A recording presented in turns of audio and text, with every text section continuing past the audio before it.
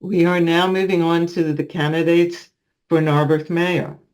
We have here Rebecca Starr, and in 1 second, and there's Dana Edwards. We will start the questioning with Dana.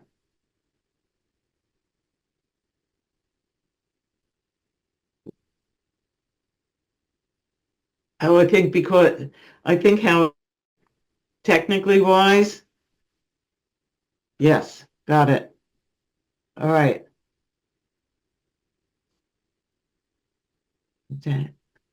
As part of your opening statement, please tell us what you think the job of Narberth Mayor is and why you are best suited for this position. You have 105 seconds. All right, thank you. First, I'd like to say thank you to everybody who put this event together and for everybody who took time out of their evening to watch myself and Rebecca and all the candidates present themselves. So about 4 years ago, my wife and I made the decision to move to Philadelphia to support her career. We fell in love with Narberth because of the school systems, the layout of the town, the housing, and we just came to love Narberth. So we decided to move here. And at that point, after falling in love with Narberth, I mentioned to some of my neighbors that I wanted to become mayor. And the plan was originally to do that in 2029. I've now moved that up to try to run in 2025. Because I do believe that the 3, 4 major jobs of being mayor are things that I'm very well suited to do.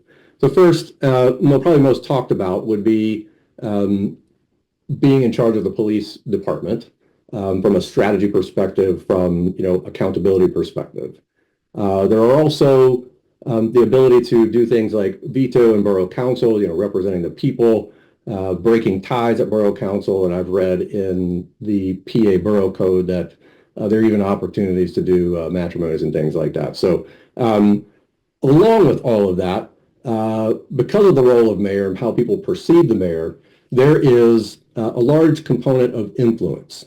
And influence inside of the town, outside of the town, partnering and collaborating with borough council. And to that, what I would say is I've had 27 years of progressively larger jobs in different fields, education, in environmental chemistry, where I started, and then finally in the banking and technology and insurance spaces. So I think when you take all of those, you can see, if I could add 20 seconds, please. If I take all of those, combine all of that, you can take the physical security pieces that I've done, apply that to being police, to the police department, and you take all the governance and such and say that that's really how I'm going to build relationships inside the town with borough council, outside of the town. And, it really takes being a team player. And there's no better training for team player than sports and being on corporate teams and working at highest levels of organizations. Thank you. Okay. Rebecca, same question. Hi, my name is Rebecca Starr, and I'm running to be the next mayor of Narberth. Thank you, DCLMN, for hosting this forum, and Adrian, thank you for moderating. I'm the best candidate for mayor because I have the experience, the vision, and the deep commitment to our community that this role demands. I'm also really fortunate that I have a flexible work schedule that permits me the time to take on the job of mayor. I love Narberth. It's magical. And we're in a pivotal moment as a country and as a community. As we navigate these changes, we need a strong, proven leader like me who can work to preserve what makes our community special while guiding us toward responsible growth and also ensuring that on the local level, we protect the rights of all of our citizens. The mayor's job specifically under the borough code is to head up the police department. The mayor also leads in case of an emergency. And overall, they're also the voice for the community. My desire to be mayor specifically comes from my experience already. Professionally, I'm a lawyer. I was a public defender. I am a higher education professional and a community advocate. And on a volunteer basis, here in Narberth, I'm going to take my extra 20 seconds. Here in Narberth, I have been a human relations commissioner where I've worked actively to make Narberth more inclusive. I've successfully mediated complaints between residents. I've also chair our police advisory committee, and I'm very proud of the work that we've done. We've done the first deep dive into the data set from the police department, and we also have engaged in two-way communication through the first community survey that's ever been done of our police department. The minute that I heard that Andrea was not seeking re-election, I immediately started planning my campaign. It was obvious to me that the next step in my progression of the work that I've already done, both professionally and for Narberth, is to be mayor. I announced my campaign to all of you in December, and I was really proud yesterday when I went to Norristown to file my petitions and had well more than 100 signatures. My platform is simple: strengthen community connections, elevate our profile in the region, and prioritize public safety and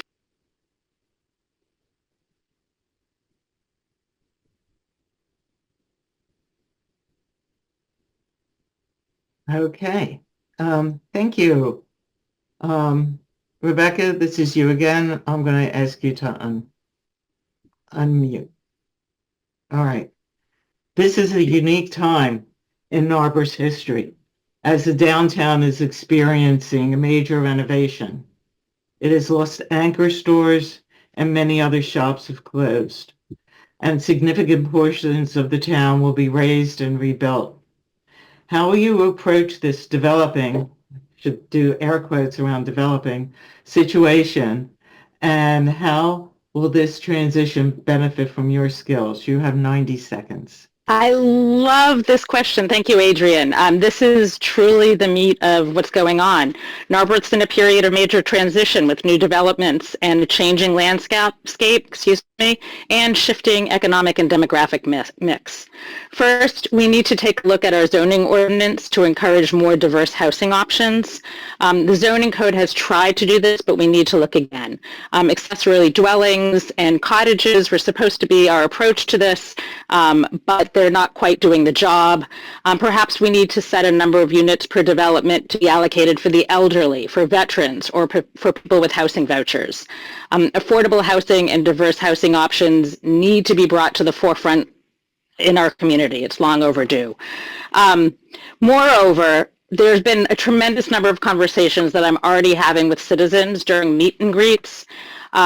And I'd really love to continue those conversations. I don't know exactly what it looks like, but market forces alone are not going to get us there. I don't know yet whether it's a land bank, development corporation, what we started calling the NEA at one of the meet and greets I had, the Narberth Endowment for the Arts, but they're all public-private partnerships. This is not necessarily for the mayor to do, but the mayor's job is to bring people together, various stakeholders who already have these ideas, and to develop them on behalf of the borough. Okay. Thank you. Dana? Yep. Would you mind just repeating the question? Sure. Thank you. This is a unique time in Narberth's history as the downtown is experiencing a major renovation. It has lost anchor stores and many other shops have closed, and significant portions of the town will be razed and rebuilt. How will you approach this developing, quotes, situation, and how will this transition benefit from your skills? You have 90 seconds. Yeah, I appreciate that. As I was going around the neighborhood collecting signatures, I was really proud to collect 115 signatures, met a lot of people, signed people up as Democrats, converted a couple from being Republicans, really proud of that. I went and asked them, what do you care about most? And everybody mentioned the downtown development. It was like number 1, 2, and 3. And in order of what they would say and what they wanted, we're all straightforward. Number 1, they wanted a new grocery store. Now, I'm not saying we can get a new grocery store. I'm just telling you what the people told me. Grocery store, restaurants, and then things like a gym. So they clearly care about spending time downtown, recreating that community that we've lost over the last couple of years. And that's, when I joined and started working with the Narberth Borough, I joined the Narberth the Narberth Borough Industrial Development Authority. Use my network that I've built over 27 years, 18,000 connections on LinkedIn, to help connect the Industrial Development Authority with different banks, with different community reinvestment areas. So I've got a lot of experience doing that. I've helped grow 3 different businesses responsibly, taking care of the people, taking care of everything about the company, the community, and the people they serve. I currently serve as Deputy CEO and Chief Technology Officer, and that does have, it is a job with a lot of flexibility. So I'm very happy that I'll be able to fulfill that. Thank you. Okay. Dana. How does your role as mayor intersect with the police force in Narberth now that there's a police chief? You have 60 seconds. Yeah, thank you for that. I first want to say that talk a little bit about my experience in this area. So I've got about a decade of experience running physical security and information security for banks. And so that involves securing cash vaults, working on external threats, securing the people as they move from one place to another, thinking about safety from all different vantage points. I'm very interested in traffic and roads and such. It's just sort of a hobby that's been developed within my family. And, I think the very first thing that would need to be done is we need to look at the strategy, make sure that it's comprehensive, come up with a strategy around community policing, come up with a strategy on one of the number 1 complaints, which is traffic and speeding and such. And so you can do things like add speed bars, add speed humps. And, I've already, while I was out campaigning before I've been elected mayor, I've already managed to connect some citizens with Borough Council and, get some updates for her on her street over on Meeting House Lane. So I'm really proud of all that work and look forward to making that better. Thank you. Okay. Rebecca. Adrian, how much time do we have for this one? 60 seconds. Okay. Narberth's police department's in a great place with a strong chief who's committed to both responsive and proactive policies. Because we're in a good place, now is the time to take a look at all of our policies and practices to make sure that we're engaged in best practices. We deserve to be a model of community policing. I bring a unique perspective to this role. I am a former public defender. I have extensive experience working with police and understanding their work in complex legal challenges. I've taught criminal law and appellate advocacy. I chair the Police Advisory Committee, where, as I mentioned, we led the first ever deep dive into Narberth's policing data, and I've conducted community survey to assess their needs. I believe in transparency and accountability. To that end, I want to ensure that we have an annual police report. I want clearer communication that serves both the police and the citizens. First recommendation that we made as a police advisory committee was to improve and create a multi-layer emergency communication plan.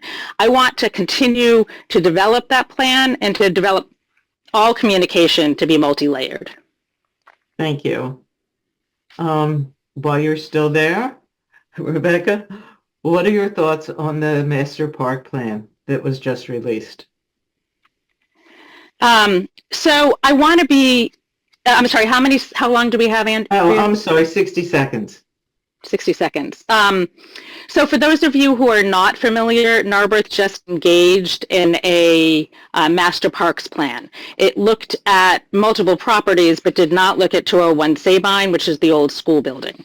To be clear, these decisions are not decisions that the mayor makes. This is the role of Borough Council. However, the mayor can help ensure that there's clear two-way communication. And I was really happy to see that they did seek input on this.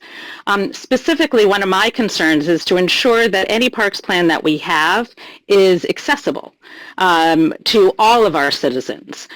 We have a really wonderful history here, wonderful presence here of Get Cafe, of Independent Network, and we need to make sure that our parks plan also serves the needs of all of our community. Okay, thank you. Dana. Yeah, thank you. First, I think it's important to recognize the work that Gene Burke and Michael Gaudini and the Borough Council did around the master park plan. It primarily concentrated on 3 properties. It talked about a bunch, but primarily concentrated on 3, and those are properties that are heavily used. They're Elm Grove Park, it's about 1¼ acres. Narberth Park, which is about 6¼ acres, and Station Square, which is about 1/4 acre. And all of them, I think the work was really good. It started in April 2024 and it was presented at the beginning of this year. It does have a total price tag of about $6 million, which would need to be done over time. The one thing maybe that I would have done as mayor is sort of encourage them to take action on projects as they came up, so that you could do things like fix the footbridge, maybe plant additional trees, rip out some of the non-native trees and put in some, non-invasive things that are, more native to Pennsylvania. And that's something that I've noticed and I got feedback on as I was going around the neighborhood collecting signatures and speaking with the people. Thank you. All right, Dana. Narberth is a small community, yet people complain. Hold on, let me turn the page. They are not well informed and included in decisions. Please comment on that and give specific ways you would ensure better communications in both directions. Yeah, I really appreciate that you talk about communication as being two-way. We do have newsletters, we do have Facebook sites, and those are more pushing information out. And that's good for people who are actively seeking it out. What I would like to do is make sure that people understand what's going on, engage the people through different forums, town halls, bring back the kids' movie night on First Friday so that you can talk to the parents and talk to different people. I would like to think about how do we engage with the community as new people come in, because there's a large amount of people, a large amount of turnover in our neighborhood, maybe through a welcome wagon type thing or something like that. I would do more coffee with cops. I would do more meet the mayor, those sorts of things, like just opening up and engaging. And, I think we've lost a lot of that over the last couple of years. I don't know why. I don't know the context. I just know that it's not around as much. And, if we had more channels like that, we would know a little bit more about what's going on with 203 Sabine and some of the other projects, and we would know that there's a big announcement coming on April 1st about the old Ricklands and what's moving in there. So I think that's what I would like to do. Okay. Thank you. Rebecca. Absolutely. Improved two-way communication is key to community connection, which is one of my priorities. Both in my existing leadership roles and on the campaign trail, I've already started to advance this goal through things like meet and greets, knocking on doors, sending mailings to residents. These are things that can continue, not just when you're running for office, but once you're mayor. I agree that Facebook posts are not enough.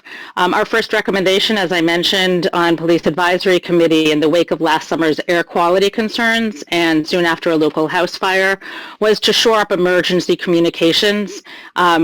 A plan that included neighbors checking in on each other. This needs to be fine-tuned. We need to meet people where they are using multiple channels, improving our newsletter, making the information more accessible, mailing a print newsletter with every tax bill that goes out, mayor minutes, little electronic blurbs that can be sent out about key issues that are happening in real time, consistent open office hours. Mostly, though, can I take my extra 20 seconds, please?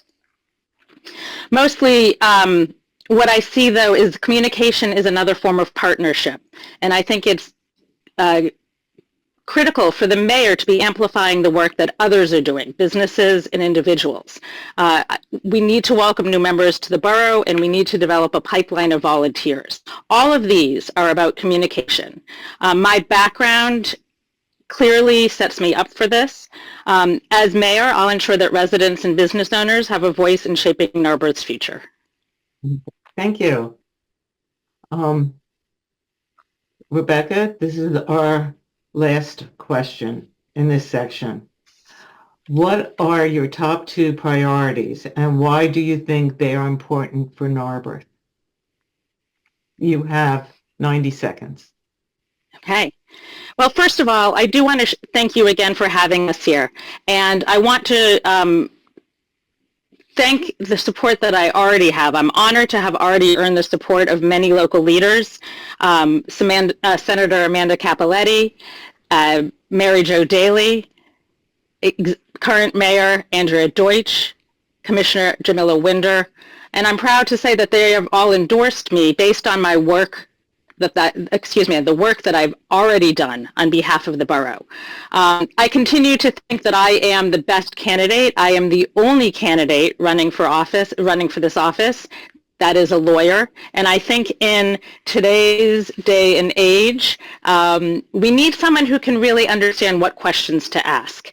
Not only does my legal experience help me manage the police department and head the police department, which is the primary role of mayor, but it also helps me understanding broader picture of what's coming down the pike. My two top priorities, I think I already mentioned that I have a three-pronged platform, is to strengthen community connections, to elevate our profile in the region, and to prioritize public safety and infrastructure. Strengthening community connections is about some of the two-way communication that we spoke about, but elevating our profile in the region is critical. We need to develop partnerships, whether it's with Lower Merion in order to develop something like the Montgomery Avenue corridor, whether it's with the county, conversations I'm already having about public health. Okay. Thank you. Dana. Yeah, thank you. Number one really is communication, and I touched on that. And it has been exhilarating to go out around and talk with the people, collecting the signatures, understanding what they want. And that's really what this job is about. It's about the people. We've got a strong borough council. They've made great decisions. And I'll stand behind those, and I think they do a great job. I mentioned a lot of the ways that communication would be improved.